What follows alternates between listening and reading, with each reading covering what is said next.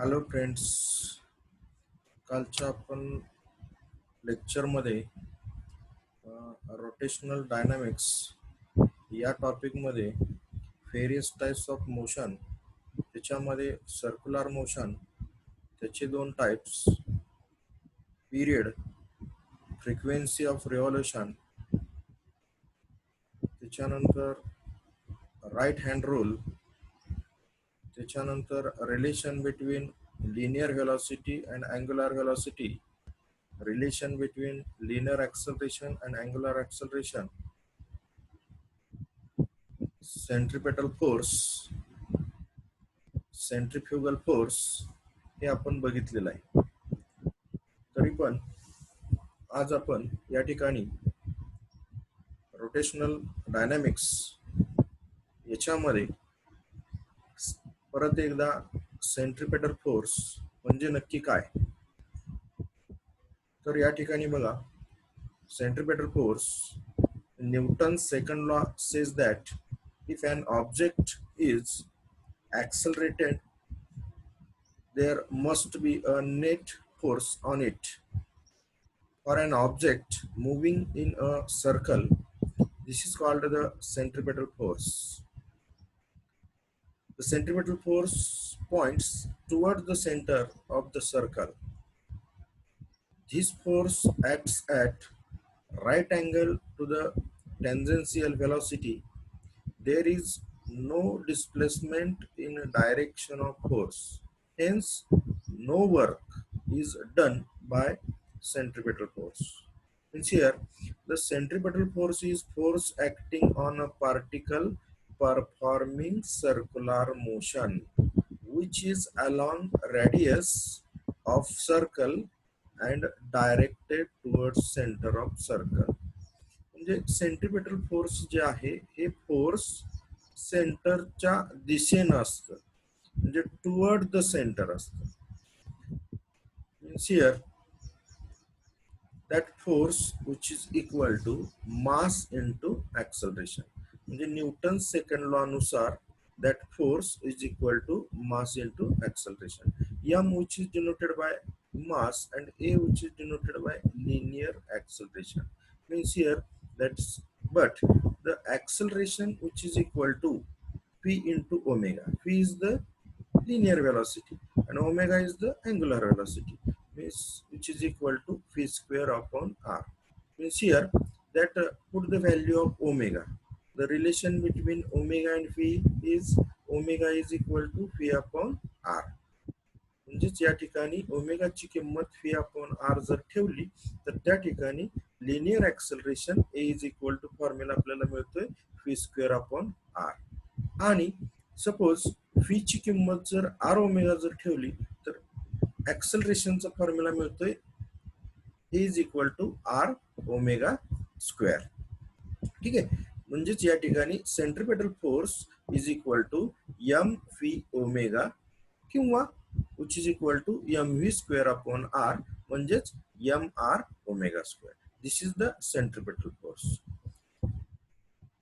त्याच्यानंतर शॉर्ट मध्ये आपण बघूया सेंट्रिपेटल फोर्स म्हणजे काय. तर it is a real force. आता हे डिफरन्स साठी हे मुद्दे लक्षात ठेवा. ज्यावेळेस डिफरन्स बिटवीन सेंट्रिपेटल फोर्स आणि सेंट्रिफ्युगल फोर्स विचारलं जातं त्याच्यामध्ये हे मुद्दे महत्वाचे. याच्यामध्ये it is a real force necessary for maintaining circular motion, direction is different at different point, does no work. This is the centripetal force. Then centrifugal force. Centrifugal force मध्ये बघा या ठिकाणी this is the force but its direction which is away from the center. म्हणजे हे सुद्धा काय आहे, फोर्सच आहे, मात्र याची डायरेक्शन कशी असते, सेंटर पासून अवे असते. आता सेंट्रिपेटल आणि सेंट्रिफ्युगल, सेंट्रिपेटलचा विचार केला तर टुवर्ड द सेंटर आणि सेंट्रिफ्युगलचा विचार केला तर अवे फ्रॉम द सेंटर. आता दोन्हीचं मॅग्निट्यूड सारखं आहे बघा.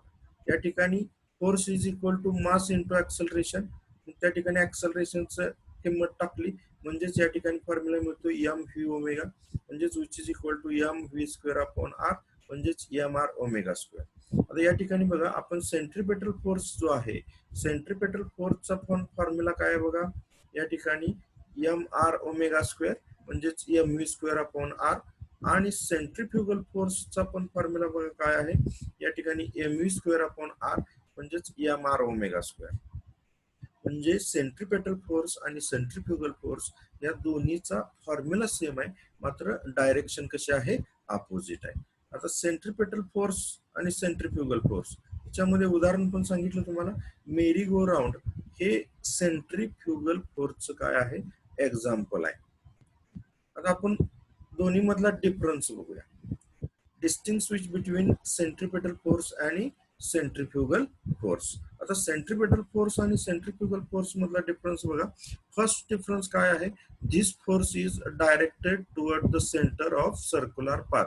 म्हणजे सेंट्रीपेटल फोर्स जे आहे याची डायरेक्शन कशी आहे, टुवर्ड द सेंटर आहे. म्हणजे याच्या opposite centrifugal force, this force is directed away from the centre of circular path. म्हणजे सेंट्रीफ्युगल फोर्स जे आहे त्याची डायरेक्शन कशी आहे, अवे फ्रॉम द सेंटर म्हणजे सेंटर पासून दूर, आणि सेंट्रीपेटल फोर्सची डायरेक्शन कशी आहे, सेंटर कडच्या दिशेने. आता दुसरा मुद्दा बघा, this force is real force. आता सेंट्रीपेटल फोर्स हे कसं फोर्स आहे, रिअल फोर्स आहे. आता सेंट्रीफ्युगल फोर्स कसा आहे बघा, this force is imaginary force.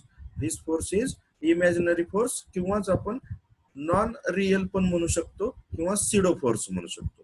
म्हणजे सेंट्रीफ्युगल फोर्स हे कसं आहे, इमॅजिनरी फोर्स आहे किंवा सिडो फोर्स आहे. तिसरा मुद्दा काय बघा, it exist due to interaction between the two bodies. तिसरा मुद्दा काय बघा, it exist due to interaction between the two bodies. आता सेंट्रीफ्युगल फोर्स मध्ये काय बघा, it exist due to acceleration of frame of reference. Acceleration of frame of reference. चौथा मुद्दा बघा, it exists in both inertial and non-inertial frame of reference. चौथा मुद्दा centrifugal मध्ये काय, it exists in only non-inertial frame of reference. पाचवा मुद्दा बघा, it exists independently of motion. आणि सेंट्रीफ्युगल फोर्स मध्ये काय, it exist only during the motion. सहावा मुद्दा बघा, फेक्टर फॉर्म मध्ये सेंट्रीपेटल फोर्सचं जे काही इक्वेशन आहे ते काय, M minus M omega square R, आणि सेंट्रीफ्युगलचं काय आहे, plus M omega square R. आता इक्वेशन मध्ये मॅग्निट्यूड सारखा आहे, मात्र डायरेक्शन अपोजिट असल्यामुळं त्या ठिकाणी त्याचं जे साइन आहे ते कसं आहे, साइन निगेटिव्ह आहेत.